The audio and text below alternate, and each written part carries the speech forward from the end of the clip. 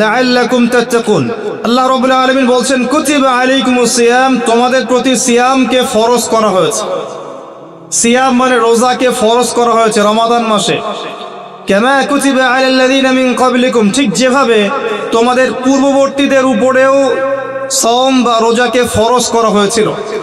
অর্থাৎ বিগত উম্মাহ যারা ছিলেন, এর আগে যত উম্মাহ চলে গেছে, তাদের উপরও এই সাওমটা ফরজ ছিল। উদ্দেশ্য আল্লাহ পাক শেষ অংশে বলেছেন লাআল্লাকুম তাত্তাকুন, ফরজ করা হয়েছে এই কারণে সাওমকে, যাতে করে তোমরা তাকওয়া অবলম্বন করতে পারো, মুত্তাকি হতে পারো। এই তাকওয়া শব্দটা কিন্তু সূরা বাকারার প্রথম দিকেও আছে। আল্লাহ পাক বলেছেন আলিফ লাম মিম যালিকাল কিতাব লা রাইবা ফি। আলিফ লাম মিম, এটা এমন একটা কিতাব যে কিতাব নিয়ে কোনো সন্দেহ নাই। হুদাল লিল মুত্তাকিন, এই কিতাব কাদের জন্য? হেদায়েত মুত্তাকিদের জন্য। মুত্তাকি কারা? আল্লাহ পাক তার পরের আয়াতে বলছেন আল্লাযীনা ইউমিনুনা বিল গায়ব, যারা অদৃশ্যে বিশ্বাস করে। অদৃশ্য বিশ্বাস মানে ঈমানের 6টা পিলার, সবগুলোই গায়েব। আমানতু বিল্লাহ, আল্লাহকে দেখা যায়, গায়েব। ওয়া মালাইকাতিহি, দেখা যায়, মালাইকা গায়েব। ওয়া কুতুবিহি, আগের আসমানি কিতাবগুলো দেখেছেন? দেখেন নাই, গায়েবে বিশ্বাস।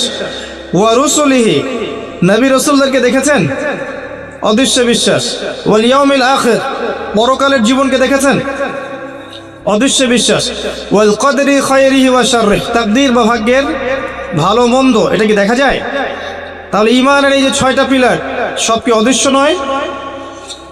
হুদাল লিল মুত্তাকিন আল্লাযীনা ইউমিনুনা বিল গায়ব, যারা এই অদৃশ্যে বিশ্বাস করে, মনে বিশ্বাস করে, মুখে স্বীকার করে এবং কাজে বাস্তবায়ন করে।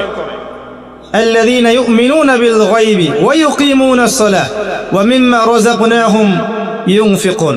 আল্লাহ পাক সিয়ামকে ফরজ করেছেন মুত্তাকি হওয়ার জন্য। তার মানে রমাদান মাসে সাওম রাখার পরে যদি আমরা তাকওয়া অবলম্বন করতে ব্যর্থ হই, বুঝতে হবে যে আমি সাওমের হক আদায় করতে পারি নাই। সহজ কথা, আল্লাহ পাক সাওম আমাদের উপর ফরজ করেছেন রমজান মাসে, যাতে করে আমরা তাকওয়া অবলম্বন করতে পারি। যদি রমাদানে সাওম রাখার পরেও আমি তাকওয়া অবলম্বন করতে না পারি, আল্লাহ ভীতি অর্জন করতে না পারি, বুঝতে হবে আমার সাওম 100% কবুল হয়নি। সিম্পল। তাকওয়া কি জিনিস? উমর রাদিয়াল্লাহু আনহু বলছেন, একটা কাটা বিছানো রাস্তায়, একটা রাস্তা যেখানে কাটা বিছানো আছে, মনে করেন কাচের টুকরো দেয়া আছে, এই রাস্তা আপনাকে পার হতে হবে। আপনি যত সতর্কতার সাথে পা ফেলবেন, পা ফেলবেন, পা ফেলবেন, পা ফেলবেন পার হওয়ার জন্যে, এটা হচ্ছে তাকওয়ার উদাহরণ। জীবনে চলার পথে অন্যায় থাকবে, শয়তানের টোপ থাকবে, আল্লাহ দ্রোহী হওয়ার সুযোগ থাকবে, পাপাচারে লিপ্ত হওয়ার সুযোগ থাকবে। আপনি বেছে বেছে পা ফেলে ফেলে আগাচ্ছেন, এগুলোতে পা দিচ্ছেন না, এর নাম হচ্ছে তাকওয়া। আমি কি বুঝাতে পারছি? আচ্ছা, তাকওয়া মানে শুধু এটাই নয় যে আল্লাহ যা আদেশ করেছেন এগুলোই করব, বরং আল্লাহ পাক যা নিষেধ করেছেন এগুলোকে ছেড়ে দেওয়ার নামও তাকওয়া। আর নবী সাল্লাল্লাহু আলাইহি ওয়াসাল্লাম বলছেন তাকওয়া মনের ব্যাপার, কলবের ব্যাপার, শুধুমাত্র বাহ্যিক লেবাস পোশাকে তাকওয়ার পরিচয় নয়। আমার দাড়ি, আমার টুপি, জুব্বা, পাগড়ি যে তাকওয়ার একমাত্র পরিচয়, এমনটা নয়। আর তাকওয়া হ্যাঁ হুনা, নবী সাল্লাল্লাহু আলাইহি ওয়াসাল্লাম বলছেন তাকওয়া হচ্ছে এখানে, কলিজায়, কলবে। আর কলবটাকে দেখা যায় না, দেখা যায়? শুধুমাত্র আল্লাহ দেখতে পারেন কার মনে কি চলছে, শুধুমাত্র আল্লাহ জানেন কার মনে কি আছে। তাই মনের মধ্যে খারাপ বিষয় রেখে, নোংরামি রেখে, অশ্লীলতা রেখে, হিংসা, বিদ্বেষ, দুনিয়ার প্রতি আসক্তি, অহংকার, রিয়া, এগুলো রেখে মানুষের কাছে ভালো সাজা যেতে পারে, আল্লাহর কাছে সম্ভব না। আল্লাহ পাকের কাছে যে ব্যক্তি ফেয়ার, নির্দোষ, নিষ্পাপ, মাজলুম, আল্লাহর কাছে যে ব্যক্তি কবুলিয়াত পেয়েছে, সারা দুনিয়ার মানুষ মিলেও তাকে জাহান্নামে নিয়ে যেতে পারবে না।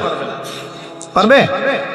আর আল্লাহ পাকের কাছে যে ব্যক্তি দূষিত হয়ে গেছে, কারণ আল্লাহ পাক জানে তার কলবে কি আছে, আল্লাহ পাক তার দৃষ্টি দিয়ে দেখছেন তার কলবে কি আছে।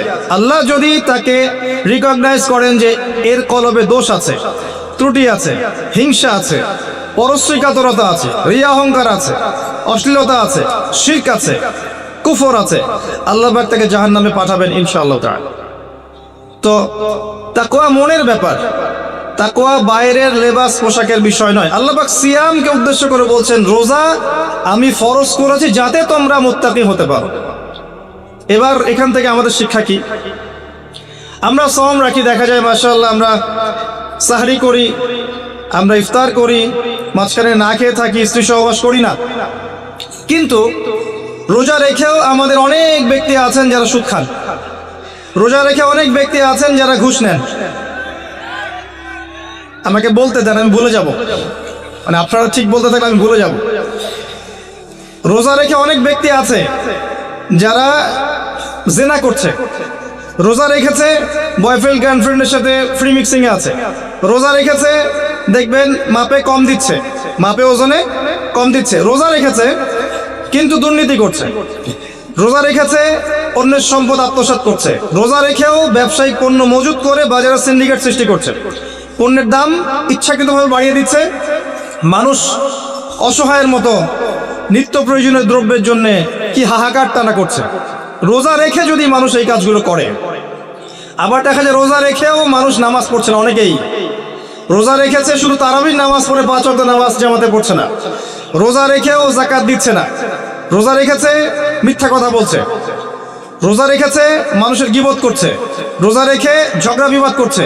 রোজা রেখে যদি এই কাজগুলো করে, লাআল্লাকুম তাত্তাকুন, ওই হকটা আদায় হয়নি। আমি কি বুঝাতে পারছি ভাই? তার মানে সওম কিভাবে রাখবো?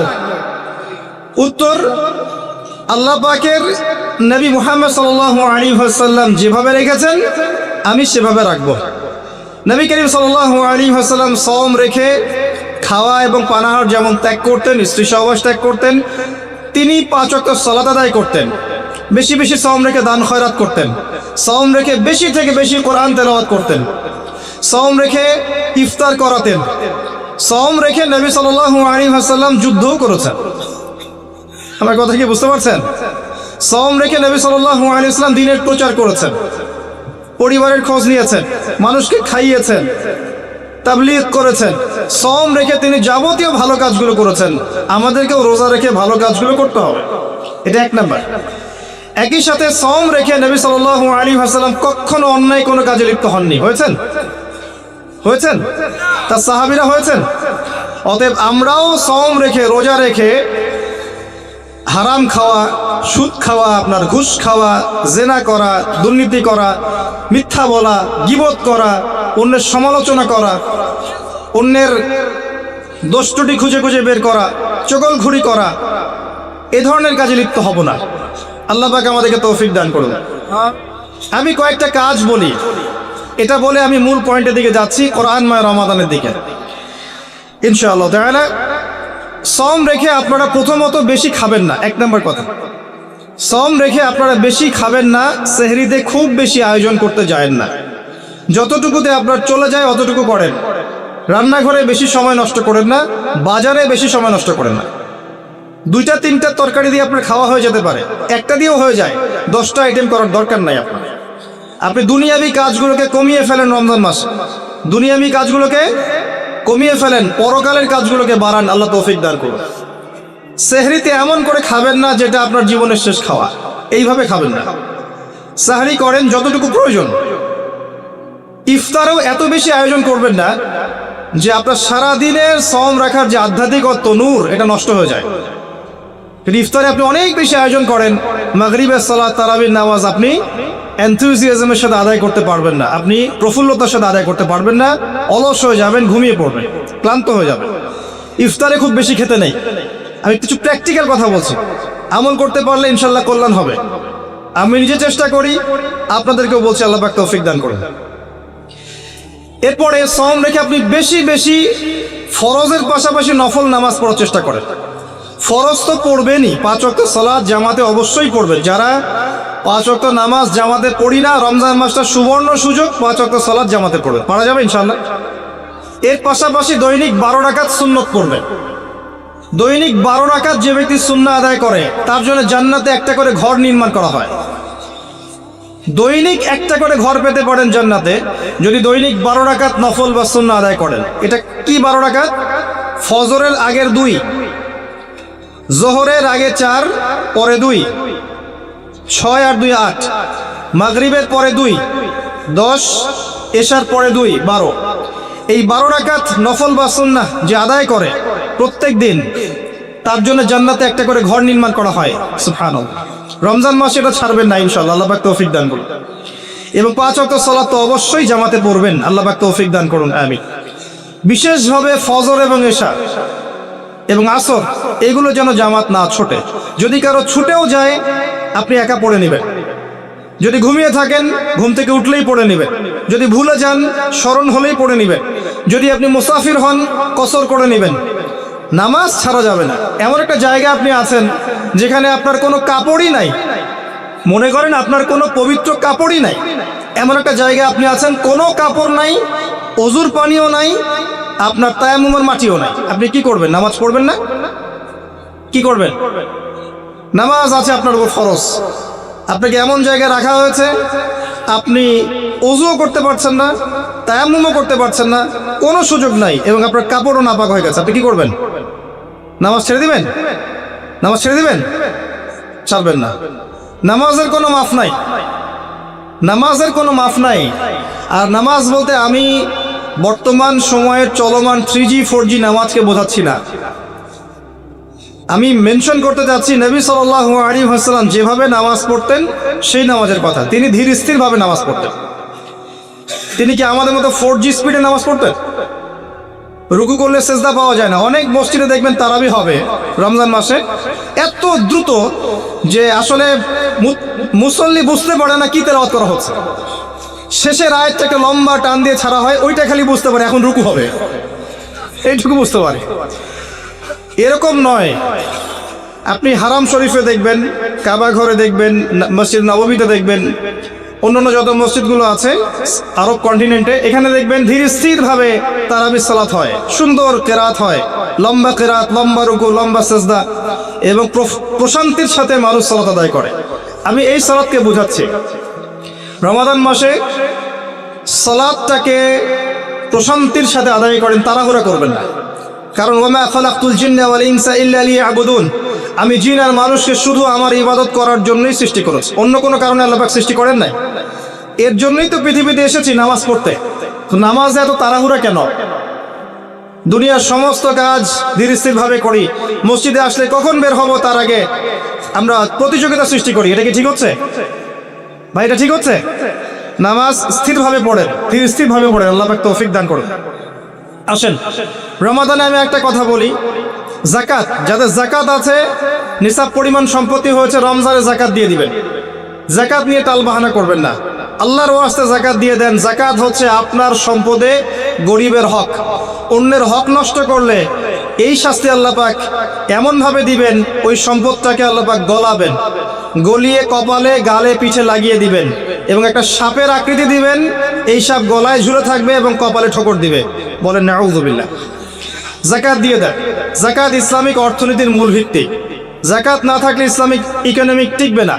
ইসলামিক ইকোনমিক্সের মূল বেইস হচ্ছে জাকাত এবং সাদাকা এবং বিজনেস, ব্যবসা। জাকাত ইসলামিক ইকোনমিক্সের বেইস। ইসলামিক ইকোনমিক্স সম্পর্কে জানতে হলে, বুঝতে হলে, পড়তে হলে আমি একজন আলেমের নাম বলছি, যাকে আমি বেসিক্যালি ফলো করার চেষ্টা করি ইকোনমিক সেকশনে এবং অন্যান্য সেকশনেও। তিনি আমার খুব শ্রদ্ধেয় একজন আলেম, আল্লামা তাকি উসমানী দামাত বারাকাতুহু। তার ইকোনমিক্সের সিরিজ আছে, ইসলামিক অর্থনীতির সিরিজ আছে, বই 10টা-15টা বই শুধু অর্থনীতির উপরেই। এগুলো কেনেন, ঢাকায় বাংলা বাজারে পাবেন, কিনে এনে বাসায় পড়েন, আপনি দেখবেন ইসলামিক অর্থনীতি কী জিনিস। আর অর্থনীতির জ্ঞান না থাকার কারণেই, অর্থনীতির বিশুদ্ধ জ্ঞান না থাকার কারণেই আমরা ইবাদত বন্দেগীর জীবনে নামাজি হলেও ব্যবসায়িক জীবনে, অর্থনৈতিক জীবনে পাক্কা সুদখোর হয়ে বসে আছে। আমার কথা কি বুঝতে পারছেন ভাই? অর্থনীতির জ্ঞান দরকার আছে না? একটা রাষ্ট্র মনে করেন যার কাছে অর্থনৈতিক সুপার পাওয়ার, তার কাছে ইকোনমিক চাবিকাঠি আছে। ওয়ার্ল্ডের একটা রাষ্ট্র মনে করেন তার কাছে অর্থনৈতিক চাবিকাঠি আছে। সে চাইলে কাউকে ইকোনমিকভাবে দুর্বল করতে পারে, কাউকে শক্তিশালী করতে পারে। এখন অন্যান্য রাষ্ট্ররা এর আনুগত্য করবে না? করবে না? করবে। অর্থনীতির মূল ভিত্তি। নবী সাল্লাল্লাহু আলাইহি ওয়াসাল্লাম মদিনায় হিজরত করে যখন মদিনা সনদ তৈরি করলেন, সাহাবীদের মধ্যে ভ্রাতৃত্বের বন্ধন স্থাপন করলেন, ইহুদিদের সাথে চুক্তি করলেন, মসজিদ নববী নির্মাণ করলেন। এরপরে তিনি প্রথম যেখানে ফোকাস করেছেন সেটা হলো মুসলিমদের অর্থনীতি সমৃদ্ধ করার কাজে। তারপরে সামরিক বাহিনী গঠন ইত্যাদি ইত্যাদি। অর্থনীতি মূল জিনিস, আর এই বিষয়গুলো আমাদের প্রতিষ্ঠানগুলোতে আরো বেশি বেশি পড়ানো উচিত। এটা আমার নাসিহা, বাকি যারা এর দায়িত্বশীল তারা বুঝবেন। আসুন, আমি যেটা বলছিলাম, রমাদান মাসে যাকাতগুলোকে দিয়ে দেন। এটা আপনার সম্পদে গরিবের হক। যাকাত ইসলামিক সমাজে সাম্য নিয়ে আসবে। গরিব না খেয়ে মারা যাবে না, আপনার সম্পদে ওর হক আছে, ওই হকটা না দিয়ে আপনি মৃত্যুবরণ করেন না আল্লাহর ওয়াস্তে।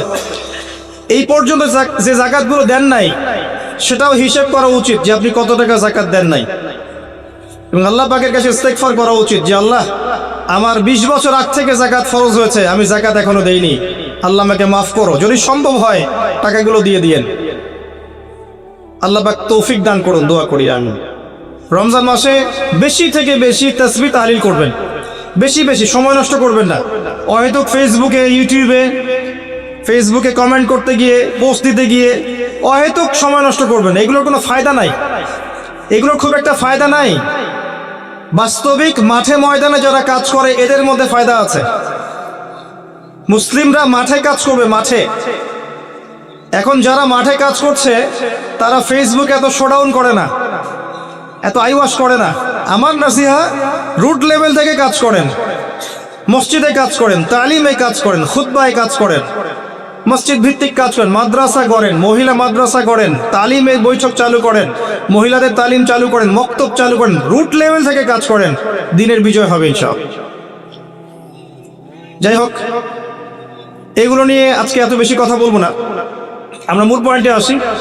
রমজান কেন্দ্রিক কয়েকটা কাজের কথা আপনাদেরকে বলছি। সালাত, 5 ওয়াক্ত সালাত, নফল সালাত, দৈনিক 12 রাকাত সুন্নাহ, এবং দিনের প্রতিটা কাজ নবী সাল্লাল্লাহু আলাইহি ওয়াসাল্লামের সুন্নাহ মতো করার চেষ্টা করা। ঘুম থেকে শুরু করে, ইস্তেঞ্জা থেকে শুরু করে প্রতিটা কাজ, ব্যবসা বাণিজ্য, মুআমালাত সবকিছু করা যাবে ইনশাআল্লাহ। পাশাপাশি আল্লাহ পাকের জিকির বেশি বেশি করে করেন, বেশি থেকে বেশি আল্লাহর জিকির করেন, ইলম অর্জন করেন, আলেম ওলামার কাছে যান, যদি কোনো বিষয় না বোঝেন তাদেরকে জিজ্ঞাসা করেন, মক্তবে যান, মাদ্রাসায় যান, বাচ্চাদেরকে মক্তবে পাঠান, রমজান মাসটাকে এনজয় করেন, যাকাতগুলো দিয়ে দেন, বেশি বেশি দান সাদাকা করেন রমজান মাসে, বেশি থেকে বেশি মানুষকে ইফতার করানোর চেষ্টা করেন, বেশি থেকে বেশি মানুষকে ইফতার করানোর চেষ্টা করেন। অসহায় যারা আছে, এতিম, মিসকিন, বিধবা, যাদের ঘরে বাজারের টাকা পয়সা নাই, সামাজিকভাবে, ব্যক্তিগতভাবে, অনলাইনের মাধ্যমে, অফলাইনের মাধ্যমে, রাষ্ট্রীয়ভাবে, যেভাবে হোক তাদের ঘরে ঘরে ইফতারের প্যাকেজ পৌঁছে দেন, ঈদের খুশি পৌঁছে দেন, ঈদের সময়টুকু পৌঁছে দেন। ইনশাআল্লাহ তাআলা দেখবেন আল্লাহ পাক আপনার রিজিকে বারাকা দিবে ইনশাআল্লাহ। এই কাজগুলো করলে পরে একটা ভ্রাতৃত্বের বন্ধন আসবে। রমজানের যে মূল লাআল্লাকুম তাত্তাকুন, এই বিষয়টা আমরা ইনশাআল্লাহ অর্জন করতে পারবো। আল্লাহ পাক তৌফিক দান করুন। আমি এখন আমার আলোচনার মূল জায়গায় আসছি। এতক্ষণ যেগুলো বললাম শুধু রমজান কেন্দ্রিক কথা বললাম, যাতে আপনারা রমজান মাসে টার্গেট করতে পারেন এই কাজগুলো করব। আর যারা তালেবে ইলম আছেন, রমজান একটা টার্গেট করবেন পড়াশোনা করা। কিভাবে পড়বেন? আপনাকে বেসিক থেকে স্টার্ট করতে হবে। হুট করে একটা বই হাতে নিলেন ইসলামিক অর্থনীতির, কালকে একটা বই হাতে নিলেন ইসলামিক রাজনীতি, কালকে একটা বই হাতে নিলেন সহিহ বুখারী, পরশু একটা নিলেন কোরআনের তাফসীর। বিক্ষিপ্ত পড়াশোনা নয়। এই পড়াশোনাগুলো আপনাকে কনস্ট্রাকটিভ জ্ঞান দিবে না, আপনার মাথাটাকে বিক্ষিপ্ত করে ফেলবে। আমি হয়তো বুঝাতে পারছি না। যদি কেউ তওবা করে ইসলামের দিকে আসে এবং চিন্তা করে আমি এখন পড়াশোনা করব, জ্ঞান অর্জন করব, আমল করব, দিনের জন্য কিছু করব, তখন তাকে একটা বেসিক থেকে পড়াশোনা স্টার্ট করতে হবে। এই বেসিক থেকে স্টার্ট করতে পারে সবচেয়ে ভালো মাদ্রাসার বাচ্চারা, মাদ্রাসার সাথে সম্পৃক্ত যারা, তারা সৌভাগ্যবান। আমরা দোয়া করি আল্লাহ পাক তাদেরকে আরো বারাকা দান করুন। কিন্তু জেনারেল যারা, তাদের সমস্যা আছে, কারণ তারা কোনো সঠিক গাইডলাইন পায় না যে প্রথমে কোন বইটা পড়বো, তারপর কি ইত্যাদি ইত্যাদি। আমি আপনাকে আমার লাইফ থেকে একটা নসিহত করছি, সহজ কিতাব থেকে শুরু করে আস্তে আস্তে আস্তে আস্তে কঠিনের দিকে যান। কথা কি বুঝতে পারছেন ভাই? সহজ কিতাব মানে কি? ধরেন আপনি কোরআন তেলাওয়াত করতে জানেন না, আগে আপনাকে কোরআন তেলাওয়াত শিখতে হবে, বেসিক তেলাওয়াত শিখতে হবে, তাসবিহ শিখতে হবে। এরপরে আপনি মনে করেন কোরআন তেলাওয়াতে পারদর্শী হয়ে গেছেন, এখন আপনাকে বিশুদ্ধ করে কোরআন নিয়মিত পড়ার চর্চা করতে হবে, ডেইলি এক পারা করে, যাতে আপনার মুখের মধ্যে জড়তা কেটে যায়, আপনি বেশি বেশি ফ্লুয়েন্টলি কোরআন তেলাওয়াত করতে পারেন। এরপরে আসবে এই লেভেল যখন আপনাকে আরবি ভাষা, সাহিত্য, ব্যাকরণগুলো শিখতে হবে। ফর এক্সাম্পল, যে মিজান মুনসাহিব বলেন, নাহু সফরের কিতাবগুলো বলেন, এই যে বইগুলো আছে, এসো আরবি শিখি, বেসিক কিছু কিতাব, এই কিতাবগুলো আপনাকে পড়তে হবে। এই কিতাবগুলো কিন্তু আপনি একা একা পড়তে পারবেন না, এগুলো আপনাকে অবশ্যই ওস্তাদের কাছে গিয়ে পড়তে হবে। এবং আমি সবসময় বলি যে বাংলাদেশের প্রেক্ষাপটে কওমি ঘরানার যে ওলামায়ে কেরাম আছেন, তারা এই বিষয়ে অনেক অনেক অনেক বেশি দক্ষ। তাদের কাছে গেলে আপনি বিশুদ্ধ জ্ঞানটা পাবেন ইনশাআল্লাহ তাআলা। এটা আমার নাসিহত। দেখেন, আমি এমন মানুষ নই, যদি আপনি আমাকে একটা থাপ্পড় দেন এবং আপনার মধ্যে যদি কোনো খায়ের বা কল্যাণ থাকে, আমি বলবো যে আপনার মধ্যে এই কল্যাণটা আছে। এই মানসিকতা অর্জন করতে না পারলে আল্লাহর কবুলিয়াত আপনার কাছে আসবে না। অতএব মন থেকে কলবুন সালিম হয়ে যান, স্বচ্ছ হয়ে যান। এই জায়গায় আমি বলছি, এই সেক্টরে ওলামায়ে কেরামের কাছে গেলে আপনি সঠিক বিশুদ্ধ আরবিকের জ্ঞানটা পাবেন। আস্তে আস্তে আপনি গভীর ফিকহের জ্ঞান পাবেন, উসুলে ফিকহ, উসুলে হাদিসের জ্ঞানগুলো পাবেন, তাফসীরের গভীর জ্ঞানগুলো পাবেন। আমি বলছি না অন্য সেকশনে যে আলেমরা আছেন তাদের কাছে নাই, এটা বলছি না। আমার পরামর্শ, এখানে গেলে আপনি বেশি পাবেন। একটা বিষয় আছে, আপনি বিরিয়ানি খাচ্ছেন আর আপনাকে দেওয়া হচ্ছে সাদা ভাত, আপনার ভালো লাগে বিরিয়ানি, তা আপনি কি বিরিয়ানি খাবেন না? যেটা বেস্ট আপনি সেটা খেতে চাবেন। তো সেটাই আমি বলছি আপনাকে, যেটা বেস্ট আমার কাছে মনে হচ্ছে আপনি সেখানে যান। আমার পরামর্শ, আপনি চাইলে মানতেও পারেন, না চাইলে নাও মানতে পারেন, এটা আপনার ইখতিয়ার। আমি আপনাকে জোর জবরদস্তি করতে পারবো না। এরপরে আপনাকে আসতে হবে সহজ হাদিসের কিতাবগুলো এবং সহজ ফিকহের বইগুলো, যেমন ফিকহুল মুয়াসসার, এই বইটা পড়তে পারেন। আস্তে আস্তে আপনি বড় ফিকহের বইয়ের দিকে যাবেন, ওস্তাদের সহবতে হেদায়েত কুদরতে পড়ে যাবেন। প্রথমেই গিয়ে সহিহ বুখারী হাতে নেবেন না, আপনাকে প্রথমে হাদিসে আরবাঈন, বুলুগুল মারাম মিন আদিল্লাতিল আহকাম, ফাইজুল কালাম বলেন, তারপরে আপনার মিশকাতুল মাসাবিহ বলেন, আস্তে আস্তে গ্র্যাজুয়ালি আপনি আবু দাউদ, তিরমিজি, নাসাঈ এদিকে যাবেন। আগে বড় কিতাবে যাবেন না। আর বুখারী, মুসলিম তো আগে হাতে নেওয়ার প্রশ্নই ওঠে না। যারা শুরুতে এগুলো হাতে নিয়ে ফেলবে তারা কিন্তু বিভ্রান্ত হয়ে যাবে। বিভ্রান্ত হয়ে যাওয়ার সম্ভাবনা অনেক বেশি, কারণ আপনি যদি একবারে মেডিকেল সায়েন্সের একটা বই হাতে নেন, আপনি ইংরেজি রিডিং পড়া শিখেছেন, ইংরেজি জাস্ট রিডিং পড়তে পারেন, এখন আপনি মেডিকেল সায়েন্সের একটা বই হাতে নিয়েছেন, আপনি কি আদৌ এর গভীরতা বুঝতে পারবেন? কথা কি বুঝতে পারছেন আমার? এই কথাগুলো খুব ইম্পর্টেন্ট কথা, কিন্তু ওয়াজ মাহফিলে সচরাচর এগুলো কথা হয় না। এগুলো কনস্ট্রাকটিভ কথা, যেটা আপনার জীবনকে বদলাতে পারে ইনশাআল্লাহ। পড়াশোনার ক্ষেত্রে এই মেথোডোলজি ফলো করেন, আপনি ভালো করবেন ইনশাআল্লাহ। আমরা তো কিছুই না, আমি দোয়া করি আপনারা আমাদের চেয়ে অনেক ভালো হন। আমরা আস্তে আস্তে সরে যাবো ইনশাআল্লাহ। যে দিনকাল পড়ছে আস্তে আস্তে সরে যেতেও হবে মনে হচ্ছে। এরপরে যারা আসবেন তাদের জন্য আমি কিছু পথ পদ্ধতি বলে দিয়ে যাচ্ছি, যে এগুলোর উপর আমল করেন, পড়াশোনা এইভাবে করেন, ইনশাআল্লাহ দেখবেন এমন প্রজন্ম আসবে যাদের হাতে আল্লাহ পাক ইসলামের বিজয়ের পতাকা দেবে ইনশাআল্লাহ। এটা আমার বিশ্বাস। আর আমরা দুর্ভাগ্যজনকভাবে অথবা সৌভাগ্যজনকভাবে এমন একটা সাইকোলজির পরিবেশে চলাফেরা করি আর কি, যেখানে একজন আরেকজনের ভালো খুব একটা দেখতে পারে না। যখন কারো ভালো হতে থাকে, বেশিরভাগ মানুষের এটা সহ্য হয় না, এবং এভাবেই আমরা দিনকে ক্ষতিগ্রস্ত করি। এবং দিনকে ইসলামের প্রকাশ্য শত্রুরা যতটা ক্ষতিগ্রস্ত না করেছে, আমরা আপোষে সেটা বেশি করেছি। তো এই জন্য আমি ফিল করি যে হয়তোবা আস্তে আস্তে এমন প্রজন্ম আসবে, যেহেতু আমরা এর যোগ্য নই, যাদের হাতে আল্লাহ পাক ইনশাআল্লাহ তাআলা ইসলামের বিজয়ের পতাকা দিবে। এই জন্য আপনাদের যে উদ্দেশ্য বলছি, যে আমরা তো কিছুই করতে পারছি না, আপনারা এগুলো পড়াশোনা করেন, এভাবে আসেন, আস্তে আস্তে সহজ থেকে কঠিন বইয়ের দিকে যান, হাদিসের ক্ষেত্রেও, তাফসিরের ক্ষেত্রেও, ফিকহের ক্ষেত্রেও, এবং আলেম ওলামাদের কাছে গিয়ে পড়ে থাকবেন। যেটা বুঝবেন না, অনুনয় বিনয় করে বোঝার চেষ্টা করবেন। তারা যদি বোঝাতে সময় না পায়, ব্যস্ত থাকে, বিজি থাকে, আপনি লেগেই থাকবেন, ইনশাআল্লাহ দেখবেন আল্লাহ আপনাকে জ্ঞান দিবেন ইনশাআল্লাহ। এগুলো টিপস।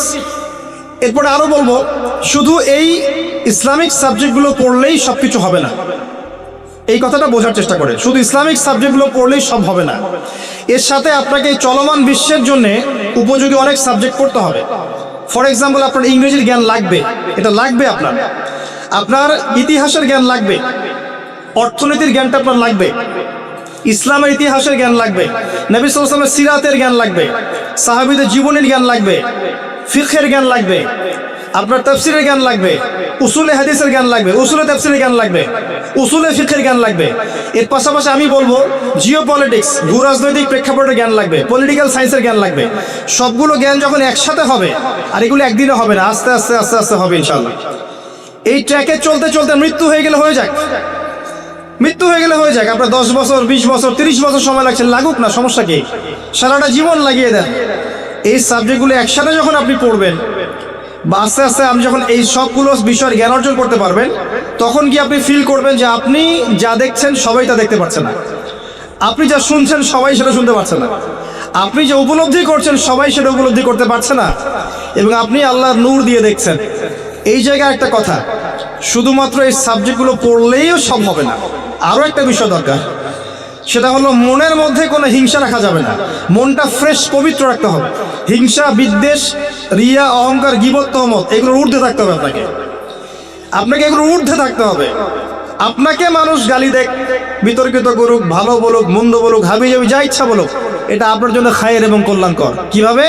পরকালের মাঠে উঠে আপনি অনেক নেকি পাবেন ইনশাআল্লাহ, free of cost, free of cost. যারা এগুলো করবে বা করছে আপনার এগেনস্টে, আপনি কিয়ামতের মাঠে উঠে দেখবেন লাখ লাখ কোটি কোটি নেকি আপনার আমল নামে শেয়ার রেটের মাধ্যমে শেয়ার হচ্ছে। কিভাবে? কারণ তারা আপনাকে বিতর্কিত করেছে, মিথ্যা বলেছে, অপবাদ দিয়েছে, গীবত করেছে, গালি দিয়েছে, কিন্তু আপনি এর যোগ্য ছিলেন না, আপনি মাজলুম ছিলেন। অতএব আল্লাহ পাক আপনাকে জাযা দিবেন, এটা আপনার জন্য খায়ের, খুব কল্যাণকর। ওই জন্য এগুলো ঊর্ধ্বে থাকতে হবে আপনাকে। ঊর্ধ্বে থেকে বেশি বেশি আল্লাহর জিকির, তাজকিয়া, আল্লাহর কাছে কান্নাকাটি করা, দোয়া করা, ভিক্ষা চাও, আল্লাহ আমাকে ইলম দাও, আল্লাহ আমাকে ইলম অনুযায়ী আমল দাও, আল্লাহ আমাকে তোমার নূর দাও, যাতে করে আমি তোমার নূর দিয়ে দেখতে পারি। ইনশাআল্লাহ তখন আপনার কলবের মধ্যে আত্মশুদ্ধি আসবে ইনশাআল্লাহ তাআলা। তখন দেখবেন এইরকম আলোর প্রদীপওয়ালা যদি হাজার হাজার মানুষ তৈরি হয়, প্রত্যেকটা ঘরে ঘরে একটা করে, তখন একটা সমাজকে আপনি পাবেন, যেই সমাজের হাতে ইসলামের বিজয়ের পতাকা উঠবে ইনশাআল্লাহ। আমাদের মূল সমস্যা হচ্ছে আত্মশুদ্ধি এবং অজ্ঞতা। আসেন ভাই, কি বিরক্ত হচ্ছেন? কিছু বেসিক কথা বললাম, এই কথাগুলো সবগুলো যে আমাকে সবাই শিখিয়ে দিয়েছে এমন নয়। কিছু কিছু বিষয় আমি নিজে অভিজ্ঞতা থেকে শিখেছি, চলতে ফিরতে শিখেছি, মানুষের সাথে মিশতে গিয়ে শিখেছি। যে কথাগুলো বললাম, এটা যদি আপনি আমল করতে পারেন, আপনার সন্তানকে শেখাতে পারেন, আমি খুবই আশাবাদী পরবর্তী প্রজন্মকে নিয়ে তারা ইনশাআল্লাহ তাআলা আল্লাহর জমিনে দেখবেন আল্লাহর দ্বীন প্রতিষ্ঠা করবে ইনশাআল্লাহ। আমরা হয়তো কিছু পারছি না, আমরা সব যোগ্যও নই। যখন আমরা যোগ্য হব না এবং পারবো না এবং দায়িত্ব অবহেলা করব, আল্লাহ পাকের সুন্নাহ হচ্ছে ইস্তাবদিল কওমান গায়রাকুম, আল্লাহ পাক অন্য কওমকে এই জায়গায় নিয়ে আসবেন, সুম্মা লা ইয়াকুনু আমসালাকুম, তারা তোমাদের মতো হবে না। আসুন, রমজান মাসে ইলম চর্চা করুন। আর চর্চার কিছু আমি পথ বলে দিলাম, এভাবে চর্চা করেন। সহজ থেকে কঠিনে যান, আগে কঠিনে যাবেন না। এবং যেটাই বুঝবেন না সেটাই আলেমের কাছে। আর আপনি সব বুঝবেন না এমন নয়, অনেক কিছু আপনি বুঝবেন, অনেক কিছু আপনি বুঝবেন, যেটা বুঝবেন না সেটা আপনি আলেমের কাছে যাবেন। আর যে বিষয়গুলো কিনে উম্মার মাঝে ইখতিলাফ আছে, যে বিষয়গুলো কিনে উম্মার মধ্যে ইখতিলাফ আছে, আপনার কাদা ছোড়াছুড়ি আছে, দলাদলি আছে, ইত্যাদি ইত্যাদি, একে অপরের সমালোচনা করতে ব্যস্ত হয়ে আছে, এগুলো আপনি টেকনিক্যালি এড়িয়ে চলেন। উম্মার এই ক্রান্তিকালে এগুলো নিয়ে সময় নষ্ট করার দরকার নেই। আপনি মূল বিষয়গুলোর দিকে ফোকাস করে এগিয়ে যান ইনশাআল্লাহ। মূল বিষয় কি? সালাত। মূল বিষয় যাকাত, সাওম, হজ, উমরা, আমর বিল মারুফ, নাহি আনিল মুনকার। মূল বিষয় হচ্ছে আল্লাহর জমিন, আল্লাহর দ্বীন, তাওহীদ, সুন্নাহ, আপনার বেদাত, শিরক, এগুলো মূল বিষয়। হালাল হারাম, রিবা, জিনা, জায়নিস্ট মুভমেন্ট, ইসলামের এগেইনস্টে ইহুদি খ্রিস্টানদের ষড়যন্ত্র, এগুলো তো মূল বিষয়। মূল বিষয়গুলোকে নিয়ে এগিয়ে যান ইনশাআল্লাহ, দেখবেন বাকি বিষয়গুলো আল্লাহ পাক ঠিক করে দিবেন ইনশাআল্লাহ। আল্লাহ পাক আমাদের সবাইকে কনস্ট্রাকটিভ জ্ঞান অর্জন করার তৌফিক এনায়েত করুন, আমিন। প্রিয় ভাইয়েরা, এখানে আমি আসছি যে রমজানটাকে কোরআনময় করবেন কিভাবে। রমজানে এই আমলগুলো করবেন, আল্লাহ পাক তৌফিক দান করুন আমাকে, আপনাদের সবাইকে। একটা বিষয় দিকে ফোকাস করবো আমি এখন, সেটা হচ্ছে কোরআন কেন্দ্রিক রমাদান। আল্লাহ রাব্বুল আলামিন সূরা বাকারার মধ্যে বলেছেন, শাহরু রমাদানাল্লাযী উনজিলা ফীহিল কুরআন হুদাল লিন-নাস ওয়া বায়িনাতিন মিনাল হুদা ওয়াল ফুরকান। আল্লাহ রাব্বুল আলামিন বলছেন, রমাদান সেই মাস, রমাদান সেই মাস যেই মাসে আমি কোরআন নাজিল করেছি। বলেন সুবহানাল্লাহ। রমাদান সেই মাস যেই মাসে আমি কোরআন নাজিল করেছি। কি জন্য নাজিল করেছি? হুদাল লিন-নাস, যাতে করে এই কোরআন মানব জাতিকে পথ দেখায়। হুদাল্লিন নাস, শুধু মুসলিমদের জন্য নয় বরং হুদাল্লিন নাস, পুরো মানব জাতির জন্য কোরআন হচ্ছে হেদায়েত। ওয়া বাইয়িনাতিন মিনাল হুদা, এটা হচ্ছে স্পষ্ট একটা দলিল, একটা প্রমাণ। ওয়াল ফুরকান, সত্য মিথ্যার চূড়ান্ত মানদণ্ড। আল্লাহ পাক এই কিতাব সম্পর্কে আরো বলেছেন যালিকাল কিতাব লা রাইবা ফি, এটা এমন একটা কিতাব যে কিতাবে কোনো সন্দেহ নাই। আরো বলেছেন ওয়া ইন কুনতুম ফি রাইবিন মিম্মা নাযালনা আলা আবদিনা ফাতু বিসূরাতিন মিন মিথলি, যদি কোনো সন্দেহ থেকে থাকে কোরআন সম্পর্কে একটা সূরা রচনা করে দেখাও, একটা সূরা এনে দেখাও। ওয়া দুউ শুহাদাকুম মিন দুনিল্লাহি ইন কুনতুম সাদিকিন, তোমাদের সমস্ত সাক্ষীদেরকে ডেকে নিয়ে আসো, সহযোগিতা নাও, তারপরে একটা সূরা রচনা করে দেখাও। ওয়া ইল্লাম তাফআলু, যদি করতে না পারো, ওয়ালান তাফআলু, কোশ্চিনকালে পারবেও না, তাহলে ফাত্তাকুন নারাল্লাতী ওয়াকুদুহা আন-নাস ওয়াল হিজারা, তাহলে সেই আগুনকে ভয় করো যে আগুনের ইন্ধন হবে মানুষ আর পাথর। আল্লাহ পাক এখানে একটা বিষয় দিকে ফোকাস করছেন। কোরআন আল্লাহ পাক রমাদান মাসে নাজিল করেছেন, যে বইয়ে কোনো সন্দেহ নাই, যেটা স্পষ্ট প্রমাণ, যেটা বাইয়িনাত, যেটা হুদান, এবং যেটা হচ্ছে ফুরকান, ন্যায় অন্যায়, সত্য মিথ্যা, হক বাতিলের চূড়ান্ত মানদণ্ড আল্লাহর ওহী আল কোরআন আল্লাহ পাক রমাদান মাসে নাজিল করেছেন। অন্য সূরা আল্লাহ বলছেন ইন্না আনজালনাহু ফি লাইলাতিল কদর, আমি কদরের রাতে আমি কদরের রাতে কোরআন নাজিল করেছি। আর কদরের রাত কি শবে বরাতে নাকি রমাদান মাসের শেষ দশকে? রমাদান মাসের শেষ দশকের বিজোড় রাত 21, 23, 25, 27, 29, এর মধ্যে একটা রাত হচ্ছে লাইলাতুল কদর। আল্লাহ পাক বলছেন কদরের রাতে আমি কোরআন নাজিল করেছি এবং কোরআনের সমস্ত বিষয়ের সমাধান নাজিল করেছি। কোথায় আছে? সূরা নাহল 89 নম্বর আয়াত আল্লাহ পাক বলছেন ওয়া নাযালনা আলাইকাল কিতাব তিবয়ানান লিকুল্লি শাই, আমি এমন একটা কিতাব নাজিল করেছি হে নবী তোমার উপরে সাল্লাল্লাহু আলাইহি ওয়াসাল্লাম, যে কিতাবটা তিবয়ানান লিকুল্লি শাই, প্রত্যেকটা বিষয়ের ব্যাখ্যা। কোরআন প্রতিটা বিষয়েরই ব্যাখ্যা। ওয়া হুদান, এবং হেদায়েত, ওয়া রাহমাতান, এবং দয়া, ওয়া বুশরা লিল মুসলিমিন, মুসলিমদের জন্য সুসংবাদ। সূরা কাহফে আল্লাহ আরো বলেছেন ওয়ালাকাদ সাররাফনা ফি হাযাল কুরআন লিন-নাস মিন কুল্লি মাসাল, আমি মানব জাতির জন্য কোরআনে প্রত্যেকটা বিষয় ব্যাখ্যা করেছি, প্রতিটা বিষয়। ওয়া কানা আল-ইনসান আকসারা শাইইন জাদালা, কিন্তু মানুষ বেশিরভাগ বিষয়ে বিতর্ক করতে পছন্দ করে। সূরা বনী ইসরাঈলের মধ্যে একই আয়াত আছে। এখন কথা হচ্ছে আল্লাহ পাক কোরআন নাজিল করেছেন রমজান মাস লাইলাতুল কদরে। আমরা যে রমজান মাসকে এই আমলের মৌসুম হিসেবে নিয়েছি, এত মহিমান্বিত আল্লাহ পাক করেছেন, এর পিছনে একটা মাত্র মূল কারণ, রমাদানকে মহিমান্বিত করার একটা মূল কারণ, সেটা হচ্ছে রমজান মাসে কোরআন নাজিল করা হয়েছে। সুবহানাল্লাহ। কদরের রাতে যখন আইয়ামে জাহিলিয়াতের মধ্যে সুদ ছিল, শিরক ছিল, জিনা ছিল, ব্যভিচার ছিল, পাপাচার ছিল, আপনার গোত্রীয় হানাহানি ছিল, নারীর অবমাননা ছিল, মাদক ছিল, এরকম একটা সমাজের মধ্যে আল্লাহ পাক কোরআন নাজিল করেছে। আর মাত্র 23 বছর পরে গিয়ে আপনি দেখেন, 23 বছর পরে গিয়ে আরবে কোনো শিরক নাই, কোনো রিবা নাই, কোনো সুদ নাই, কোনো মাদক নাই, কোনো নারীর অবমাননা নাই, কোনো জেনা নাই, কিছুই নাই, গোত্রীয় হানাহানি নাই। 23 বছরের মধ্যে কোরআনের আলোকে জাহিলি সমাজ আলোকিত সমাজে পরিণত হচ্ছে। বলেন সুবহানাল্লাহ। কিভাবে হলো? কোরআনের হক আদায় করার কারণে। তারা কোরআন পড়েছেন, কোরআনের অর্থ বুঝেছেন, কোরআন হিফজ করেছেন, কোরআনের আদেশ মেনেছেন, নিষেধকে বর্জন করেছেন, কোরআনের দাওয়াত দিয়েছেন, কোরআনের লসগুলো প্রতিষ্ঠা করেছেন, কোরআনের হক আদায় হয়েছে, সমাজ পরিবর্তন হয়েছে। এখন রমজান মাসে আমরা কোরআনময় করব কিভাবে? এখন আপনি জানেন কোরআন কেন্দ্রিক রমাদান মাস। রমাদান মাস কেন মর্যাদা মণ্ডিত? এক কথায় উত্তর হচ্ছে এই মাসে কোরআন নাজিল করা হয়েছে। এখন অ্যাজ এ মুসলিম আমার কি দায়িত্ব? আমি কোরআনের সাথে কি আচরণ করব? আমি কিভাবে কোরআনময় রমাদান বানাবো? প্র্যাকটিক্যাল কিছু কথা বলছি, শুনে। কয়েক শ্রেণীর মানুষ আছে। এক শ্রেণীর মানুষ যারা কোরআন আদৌ পড়তে জানেন, আছে না এমন মানুষ? হাত উঁচু করেন তো অনেস্টলি, কারা কারা কোরআন একদমই পড়তে জানেন না? আছে তো কিছু মানুষ কোরআন তিলাওয়াত করতে জানে না। আমি অনুরোধ করব এই রমাদান মাসটাকে গনিমত মনে করে আপনারা যারা কোরআন তেলাওয়াত করতে জানেন না, যে বা যারা যেখানেই আছেন, কোরআন তেলাওয়াত এই মাসে শিখে নেবেন। 1 মাস সময়ের মধ্যেই কোরআন তেলাওয়াত শেখা সম্ভব। কোরআনের হক আদায় করব, এক এক মানুষের দায়িত্ব এক এক রকম। যে ব্যক্তি কোরআন মোটেই তেলাওয়াত করতে জানে না, তার জন্য এই রমাদানে কোরআনের হক হচ্ছে সে কোরআন অ্যাটলিস্ট তেলাওয়াত করা শিখবে। পারা যাবে ইনশাআল্লাহ? জাস্ট তেলাওয়াত করা শিখবেন। আপনি আলিফ থেকে শুরু করে ইয়া পর্যন্ত অক্ষর শিখবেন, আপনি মদ শিখবেন, মাখরাজ শিখবেন, তাজবিদ শিখবেন, গুন্না শিখবেন, আপনি বাকি অ্যারাবিক ব্যাকরণের নিয়মগুলো শিখবেন। পারা যাবে ইনশাআল্লাহ? কিভাবে শিখবেন? অনলাইনে অনেক কোর্স করানো হবে রমজান মাসে। রমাদান মাসে কিন্তু অনলাইনে অনেক কোর্স করানো হবে, 1 মাসে করতে পারেন। অলরেডি অনেক কোর্স দেওয়াও আছে, শিখতে পারেন।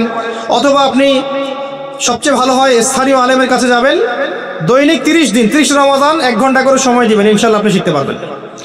মসজিদে যারা দায়িত্বশীল আছেন, মসজিদকে 1 মাসে রমাদানে কোরআন শিক্ষা কোর্স চালু করেন, জনগণ ফ্রি শিখবে। আপনারা ইমাম সাহেবের বেতন দিবেন, পারবেন?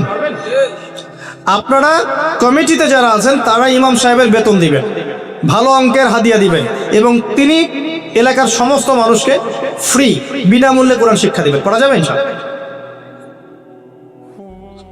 রমজান মাসটাকে কাজে লাগিয়ে যারা কোরআন একেবারেই তেলাওয়াত করতে জানেন না, তাদের দায়িত্ব হচ্ছে কোরআন তেলাওয়াত করা শেখা। এখানে আপনার জন্য কয়েকটা ফজিলত বলছি আমি, লিসেন ভাই। যদি আপনি কোরআন তেলাওয়াত করতে শিখে নেন এবং একবার বিশুদ্ধ করে শিখে নেন, আজীবন এইটা আপনার কাজে দিবে। আপনার জন্য রাসূলের কয়েকটা হাদিস, শুধু আপনার জন্য। নবী সাল্লাল্লাহু আলাইহি ওয়াসাল্লাম বলেছেন, ইকরাউল কোরআন, তোমরা কোরআন তেলাওয়াত করো, ফাইন্নাহু ইয়াতি ইয়াউমাল কিয়ামাহ শাফিআন লিআসহাবি। কোরআন কিয়ামতের দিনে তেলাওয়াতকারীর পক্ষে আল্লাহর কাছে সুপারিশ করবে ইনশাআল্লাহ তাআলা। নবীজি বলেছেন, খায়রুকুম মান তাআল্লামাল কোরআন ওয়া আল্লামা। তোমাদের মধ্যে শ্রেষ্ঠ ব্যক্তি তারাই, সর্বোত্তম ব্যক্তি তারাই, খায়র উত্তম ব্যক্তি তারাই যারা নিজে কোরআন শেখে অপরকে শেখায়। পারবেন ইনশাআল্লাহ। একটা হাদিসে বলেছেন, কোরআন যারা তেলাওয়াত করে, কোরআন তেলাওয়াত করে এর উপর মাহির হয়, দক্ষ হয়, মা'আস সাফরাতিল কিরাম মিন বাররা, তারা সম্মানিত ফেরেশতাদের সাথে হাসর করবে। আর যারা তেলাওয়াত করতে গিয়ে আটকে যায়, ওয়ায়াতাতাউ ফিহি ওয়া হুয়া আলাইহি শাক ফালাহু আজরান, যে ব্যক্তি তেলাওয়াত করতে গিয়ে আটকে যায় আবার চেষ্টা করে, তার জন্য ডাবল পুরস্কার আছে।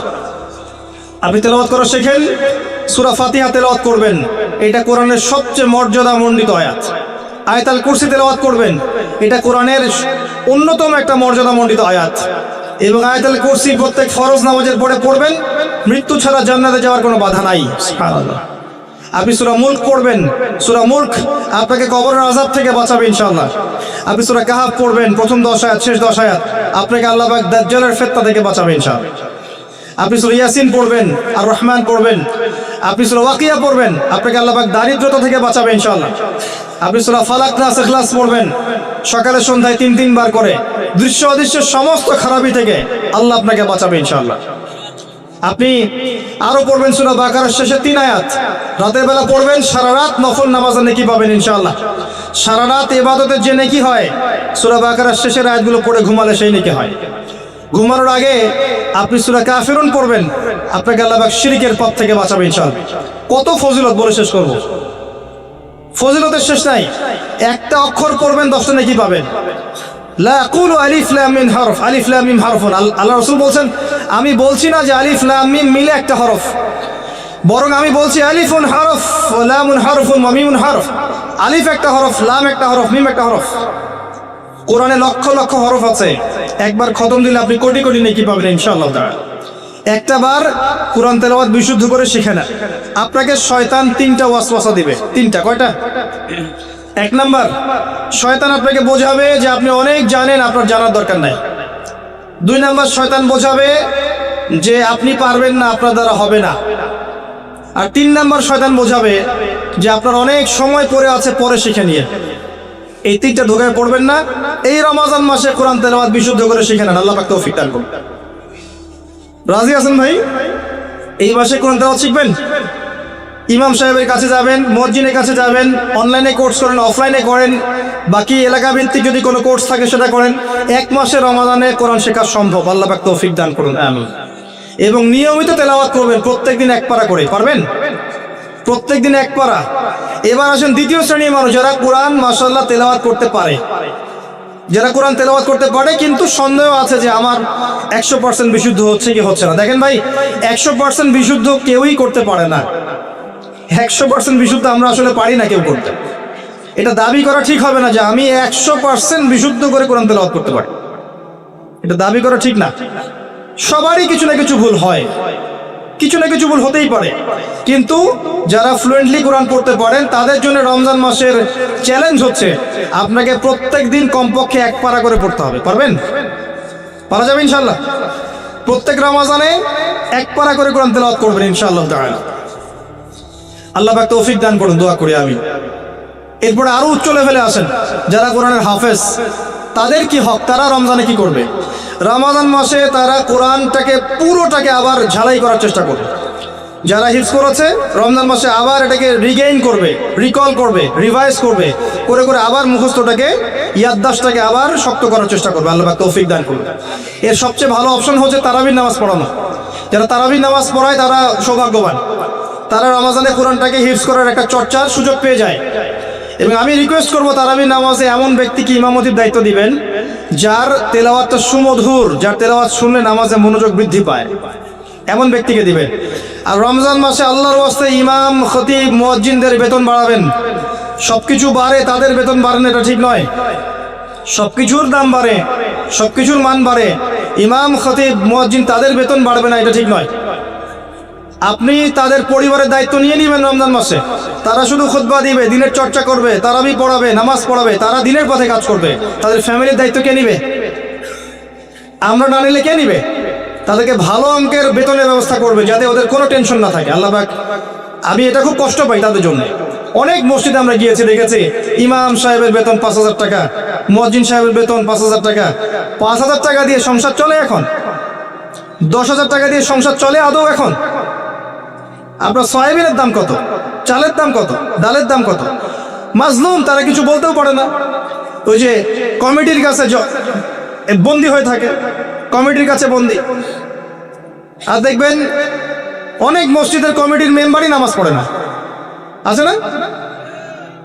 ইমাম সাহেবদেরকে সম্মান দেন, মুয়াজ্জিন সাহেবদেরকে সম্মান দেন, তাদের বেতন ভাতা বাড়িয়ে দেন, তাদেরকে বাইরের টেনশন করতে বাদ দিতে বলেন, তাদেরকে তাদের দায়িত্ব পালন করতে বলেন।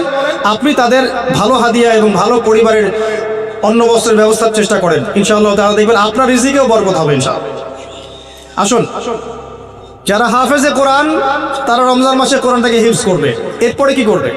যারা কোরআনের অর্থটা বুঝি আমরা টুকটাক, তাদের উপর দায়িত্ব হচ্ছে কোরআনে রমাদান মাসে যে আমরা রমাদান মাসে কোরআনের অর্থটাকে আবার রিভাইজ করার চেষ্টা করব, প্রত্যেকটা সূরার অর্থগুলো পড়ার চেষ্টা করব। পারবেন? পারা যাবে কিন্তু ইনশাআল্লাহ। নবী সাল্লাল্লাহু আলাইহি ওয়াসাল্লাম পুরো রমাদানে একবার কোরআন খতম করতেন, পুরো রমাদানে একবার কোরআন খতম করতেন। মনে আছে? জিবরাইল আলাইহিস সালাম আসতেন, এসে তেলাওয়াত করে শোনাতেন, তিনি আবার তেলাওয়াত রিপিট করতেন। এভাবে পুরো মাস তারা কোরআন চর্চা করতেন। যে বছর নবী সাল্লাল্লাহু আলাইহি ওয়াসাল্লাম ইন্তেকাল করেছেন ওই বছর 2 বার খতম দিয়েছেন। আল্লাহ পাক আমাদেরকে কোরআন অর্থসহ পড়ার তৌফিক এনায়েত করুন, আমিন। অর্থসহ পড়তে গিয়ে কিছু বিষয় জানতে হয়। যারা অর্থসহ পড়তে চান তাদেরকে অবশ্যই অ্যারাবিক গ্রামার আগে শিখতে হবে। এগুলো আপনাকে আগেই শিখতে হবে, রমজান মাসে শেখার সুযোগ হবে না। এটা এত সহজও নয়, সময় লাগে। অনেকগুলো বেসিক বই কভার করলে পরে আপনি অ্যারাবিক ল্যাঙ্গুয়েজটা বুঝতে পারবেন। তবে আমি আপনাদেরকে খুশির কিছু খবর বলতে পারি, সেটা হলো এখন অনলাইনে এমন কিছু কোর্স আছে যেই কোর্সগুলোর মধ্যে আপনি অল্প সময়ে বেসিক কোরআনের কিছু জ্ঞান পেতে পারেন। বেসিক আমি বলবো না যে আপনি মুফাসসির হয়ে যাবেন, মুহাদ্দিস, ফকিহ হয়ে যাবেন, এমন নয়, কিন্তু বেসিক অ্যারাবিক গ্রামার আপনি শিখতে পারবেন। মাদানী অ্যারাবিক একটা কোর্স আছে, আন্ডারস্ট্যান্ড কোরআন অ্যান্ড সালাহ এর মধ্যে একটা কোর্স আছে।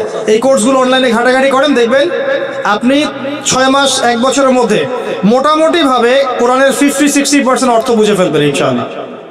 সহজ। বিসিএস কোচিং করছেন না? কম্পিউটারে কোর্স করছেন না? এফএম মেথড নতুন নতুন কোর্স করছেন না? অনেক মডারেশন আসছে না? একইভাবে অ্যারাবিক সেকশনে অনেক মডারেশন এসেছে। এগুলো আপনি খোঁজ খবর নেন, দেখবেন বিভিন্ন জায়গায় এই কোর্সগুলো করানো হচ্ছে। এই কোর্সগুলো করেন, ইনশাআল্লাহ দেখবেন অ্যারাবিক ল্যাঙ্গুয়েজের কিছুটা হলেও আপনি বুঝতে পারবেন ইনশাআল্লাহ। আমি বলছি না আপনি একদম পণ্ডিত হয়ে যাবেন, এটা বলছি না, যে আপনি বেসিক বুঝতে পারবেন। আমি একটা পরিসংখ্যান বলছি, শোনেন। আল্লাহর কিতাবের মধ্যে 600টা পৃষ্ঠা আছে। কয়টা আছে? 600 পৃষ্ঠার মধ্যে প্রত্যেকটা লাইনের মধ্যে আপনি দেখবেন কিতাব আছে, এখানে নাই? আচ্ছা আচ্ছা, কোরআন আছে একটা? আমাকে দেন, দেখাচ্ছি। এই যে হাফেজি মাসহাব দেখছেন, হাফেজি মাসহাবের মধ্যে 600টা পৃষ্ঠা থাকে। আর তো প্রত্যেকটা 20 পৃষ্ঠায় একটা করে পারা শেষ হয়। প্রত্যেক 20 পৃষ্ঠায় একটা করে পারা শেষ হয়। এটা এভাবে 30 পারা, এটা বিভক্ত, ঠিক আছে? এখন আপনি একটা পৃষ্ঠা খুললে দেখবেন, যে কোনো পৃষ্ঠা আমি দেখাচ্ছি আপনাদেরকে, যে কোনো একটা পৃষ্ঠা খুললে আপনি দেখবেন এখানে 15টা লাইন থাকে। কয়টা লাইন থাকে? 15টা লাইন থাকে। এই 15টা লাইনের মধ্যে যে কোনো একটা লাইন আপনি বেছে নেন, দেখবেন গড়ে, এভারেজ, গড় তো বোঝেন, গড়ে একটা লাইনের মধ্যে 9টা করে শব্দ থাকে। কয়টা? কোনো লাইনে 10টা থাকতে পারে, কোনো লাইনে 8টাও থাকতে পারে, গড়ে এভারেজ করলে দেখবেন আপনি 9টা করে শব্দ থাকতে পারে বেশিরভাগ জায়গায়। 600 পৃষ্ঠার কিতাব, প্রতি 20 পৃষ্ঠায় 1 পারা, এভাবে 30 পারা, প্রত্যেক পৃষ্ঠায় 15টা করে লাইন, প্রত্যেক লাইনে গড়ে 9টা করে শব্দ।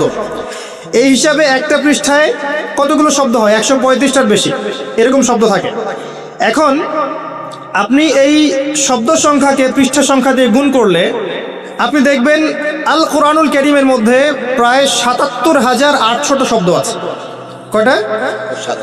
৭৭,৮০০টা, অ্যাপ্রক্সিমেটলি ৭৮,০০০ শব্দ আছে এই কোরআনুল কারীমের মধ্যে। এখন আল্লাহ পাক বলেছেন যে কোরআনকে আমি বোঝার জন্য সহজ করেছি। ওয়ালাকাদ ইয়াসসারনা, কি এটা? ওয়ালাকাদ ইয়াসসারনাল কুরআন লিযিকরি ফাহাল মিন মুদ্দাকির। কোরআনকে আমি উপদেশ গ্রহণের জন্য সহজ করেছি, কেউ কি আছো উপদেশ গ্রহণ করবে? আপনি দেখছেন এখানে ৭৮,০০০ শব্দ, এতগুলো শব্দের অর্থ জানতে হবে, তারপরে আমি কোরআন বুঝবো। তা আল্লাহ পাক বলছেন কোরআন সহজ। কার কথা সত্য? এই ৭৮,০০০ শব্দ, আপনার জন্য সুসংবাদ হচ্ছে এই ৭৮,০০০ শব্দ মাত্র ৪,৫০০টার মতো শব্দ থেকে বের হয়েছে। কমে আসলো ৭৮,০০০ শব্দ, ৭৮,০০০ শব্দ মাত্র ৪,৫০০ অ্যাপ্রক্সিমেটলি এরকম শব্দ থেকে বের হয়েছে। মূল ওয়ার্ড এত কম। এর মধ্যে আবার ইসম আছে, ফেল আছে, হরফ আছে, মানে বিশেষ্য আছে, ক্রিয়া আছে, অব্যয় আছে। আপনার ইংরেজিতে হয়তো বুঝবেন যারা জেনারেল আছেন। এখানে নাউন্স আছে, কিছু নাউন্স নাম আছে, আল্লাহ, মুহাম্মদ সাল্লাল্লাহু আলাইহি ওয়াসাল্লাম, ইব্রাহিম, ইসমাইল, ইসহাক, জিবরিল, মিকাইল, এগুলো হচ্ছে নাম, নাউন, ইসম। এমন অনেক আছে ফেল, ক্রিয়া আছে, না'বুদু, নাস্তাঈন, অনেক ফেল আছে, নাকফুরু, নাতরুকু ইত্যাদি। অনেক ফেল আছে, ক্রিয়া আছে, আবার অনেকগুলো হরফ আছে, হরফ আছে, অনেকগুলো হরফ, অব্যয় আছে, প্রিপোজিশন, কনজাংশন এবং ইন্টারজেকশন মিলে হচ্ছে হরফ। এখানে আবার কিছু প্রোনাউন্সও থাকবে। সব মিলিয়ে সহজ কথা হচ্ছে এখানে 3 ধরনের শব্দ থাকে আর কি। নাউন্স থাকবে বা বিশেষ্য বা ইসম, এখানে ক্রিয়া থাকতে পারে, ফেল বা ক্রিয়াপদ যেটাকে আমরা বলি, বা ভার্বস, আর থাকতে পারে হরফ যেটাকে আমরা প্রোনাউন্স বলি আর কি। তো এই হলো আলটিমেটলি আপনার শব্দ সংখ্যা। এখন এই ৪,৫০০টা ওয়ার্ডের মধ্যে আবার মাত্র ৪০০ থেকে ৫০০টা শব্দ আছে, মাত্র ৪০০ থেকে ৫০০টা শব্দ, যেগুলো রুট ওয়ার্ড, মাসদার। এইগুলো থেকেই কোরআনের প্রায় 70% অনুবাদ করা সম্ভব। কথা কি বুঝতে পারছেন? মাত্র ৪০০-৫০০ রুট ওয়ার্ড, মাসদার আপনি জানলে এবং অ্যারাবিক গ্রামার জানলে, ট্রান্সফরমেশন শিখলে, একটা শব্দ থেকে অনেকগুলো শব্দ তৈরি করার পদ্ধতি জানতে পারলে আপনি মিনিমাম 60 থেকে 70% কোরআনের অর্থ বুঝতে পারবেন। আমি আপনাকে কিছু সাজেস্ট করছি, understandquran.com, এটা ভিজিট করেন। আপনি অ্যারাবিক, মাদানী অ্যারাবিক ভিজিট করেন, দেখবেন এরকম নতুন নতুন অনেক কোর্স এসেছে যেগুলো অল্প সময়ের মধ্যে আপনাকে একটা ধারণা দিবে। আমি বলছি না যে আপনাকে কিন্তু পণ্ডিত বানাবে, আমি কিন্তু এটা বলছি না। আপনাকে একটা ধারণা দিবে যে কোরআনে আল্লাহ পাক কি বলেছেন আসলে, এবং আপনি অ্যারাবিক টু অ্যারাবিক বুঝতে পারবেন। ইমাম সাহেব তেলাওয়াত করবেন, আপনি মোটামুটি বুঝতে পারবেন যে ওনার এটার অর্থটা কি। ইমাম সাহেব তেলাওয়াত করবেন, ইয়া আইয়ুহাল্লাযীনা আমানু, আপনি বুঝবেন যে ইমাম সাহেব বলছেন হে মুমিনগণ ইত্তাকুল্লাহ, আল্লাহকে ভয় করো, আপনি বুঝবেন। ওয়া যারু মা বাকিয়া মিনার রিবা, সুদের অবশিষ্ট অংশ ছেড়ে দাও, আপনি বুঝতে পারবেন। ওয়া ইল্লাম তাফআলু, তোমরা যদি এটা না করো, ফাআযানু বিহারবিন মিনাল্লাহি ওয়া রাসূলিহি, তাহলে আল্লাহ এবং তার রাসূলের সাথে যুদ্ধের ঘোষণা শুনে রাখো, আপনি বুঝতে পারবেন। আমি বলছি না 100% বুঝতে পারবেন, আমি বলছি আপনি 50, 60, 70% ধরতে পারবেন যে অর্থটা কি বলছে। এটা কি আপনার জন্য কম? আপনি জেনারেল লাইনে পড়েছেন, সারা জীবন কোনোদিনও কোরআনের সংস্পর্শে আসতে পারেন নাই, 1 বছর সময় দিয়ে যদি এতটুকু অ্যাচিভ করতে পারেন, আপনার জন্য কম? আরও যদি লেগে থাকেন, মাদ্রাসায় যান, ওস্তাদের কাছে যান, আরও গ্রামারের বইগুলো পড়তে থাকেন, ক্লাসিক্যাল বইগুলো পড়েন, ইনশাল্লাহ 5 বছর পরে, 10 বছর পরে আপনি দেখবেন ইনশাল্লাহ আপনি অনেক কিছুই জানতে পারবেন না? শুরুটা হোক রমাদান মাসে, আল্লাহ পাক তৌফিক দান করুন। এই রমাদানে শুরু করে দেন। আমি মাহফিল বলে আরো বেশি কথা বলতে পারছি না, এখানে আরো অনেক তত্ত্ব উপাত্ত আমার কাছে আছে যেগুলোতে আমি আপনাকে বোঝাতে পারতাম যে কোরআন অনেক সহজ, বোঝাটা অনেক সহজ। হাদিস কঠিন, হাদিসের মধ্যে অনেক কঠিন শব্দ থাকে, অনেক কঠিন বিষয় আছে। কোরআন অনেকটা সহজ, আলহামদুলিল্লাহ। আল্লাহ পাক কোরআনকে সহজ করেছেন বোঝার জন্য। ফাহাল মিন মুদ্দাকির, কেউ কি আছো উপদেশ গ্রহণ করবে? এই যে সূরা ফাতিহা, সূরা ফাতিহার মধ্যে যতগুলো শব্দ আছে, শুধু সূরা ফাতিহার মধ্যে যতগুলো শব্দ আছে, এই শব্দগুলো কোরআনে রিপিট করা হয়েছে ৭,৮০০ বার। কতবার? শুধু সূরা ফাতিহার শব্দগুলো অর্থ যে জানে, সে কোরআনের ৭,৮০০টা শব্দের অর্থ জানে। কি বুঝলেন? আপনি সকাল সন্ধ্যায় কিছু জিকির আজকার পড়েন না? সকাল সন্ধ্যায় কিছু দোয়া পড়েন না? এই দোয়াগুলো, এই জিকির আজকারগুলো এর সাথে যোগ করেন সূরা ফাতিহা এবং শেষের 10টা সূরা। সূরা ফাতিহা, শেষের 10টা সূরা এবং 2 রাকাত নামাজের মধ্যে আপনি যে আরবিগুলো বলেন, এই তিনটাকে এক জায়গায় করলে এই তিনটার মধ্যে প্রায় 30-40% কোরআনিক ওয়ার্ডস আছে।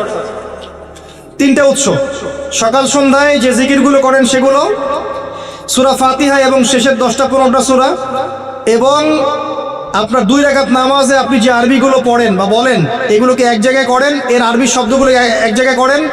এগুলোর অর্থ যদি আপনি জানেন, আপনি কোরআনের 20-30% অর্থ জানেন। এই শব্দগুলোই কোরআনে ঘুরে ফিরে বারবার এসেছে। কোরআনের প্রত্যেকটা শব্দই আলাদা আলাদা স্বতন্ত্র শব্দ নয়, ঘুরে ফিরে একই শব্দ বারবার এসেছে বিভিন্ন ফর্মসে। কখনো মাজি হিসেবে এসেছে, কখনো মোজারে এসেছে, কখনো আমরে এসেছে, কখনো নাইতে এসেছে, বিভিন্ন জায়গায় এসেছে। আপনাকে ধরতে হবে কোনটা কোন জায়গায় এসেছে। এটার জন্য অ্যারাবিক গ্রামারের বেসিক জানবেন, পাশাপাশি এই কোর্সগুলো করেন, ইনশাল্লাহ দেখবেন অল্প সময় আপনি কোরআন শিখতে পারছেন। এর জন্য কোনো বয়সের শর্ত নেই, আপনি ম্যাচিউরড হলেই পারবেন ইনশাল্লাহ। জেনারেল লাইনে পড়লেও পারবেন, মাদ্রাসা পড়লে তো পারবেনই ইনশাআল্লাহ। আল্লাহ পাক তৌফিক দান করুন, আমিন। কোরআন কেন্দ্রিক রমাদানটা কাটান। যারা আমরা কোরআন মাশাআল্লাহ তিলাওয়াত করতে জানি তারা তিলাওয়াত করব, যারা হিফজ করেছি তারা আবার রিগাইন করব, চর্চা করব, আবার রিভাইজ করব। পাশাপাশি যারা আমরা কোরআনের টুকটাক অর্থ জানি এরা তাফসির পড়বো, অনুবাদ পড়বো, যাতে পুরো কোরআনটার অর্থ আমি এই রমজান মাসে জানতে পারি। পারা যাবে ইনশাআল্লাহ। আল্লাহ পাক আগে আমাকে তৌফিক দান করুন, আপনাদের সবাইকে তৌফিক দান করুন, আমিন। এরপরে দুটো কথা বলে শেষ করছি।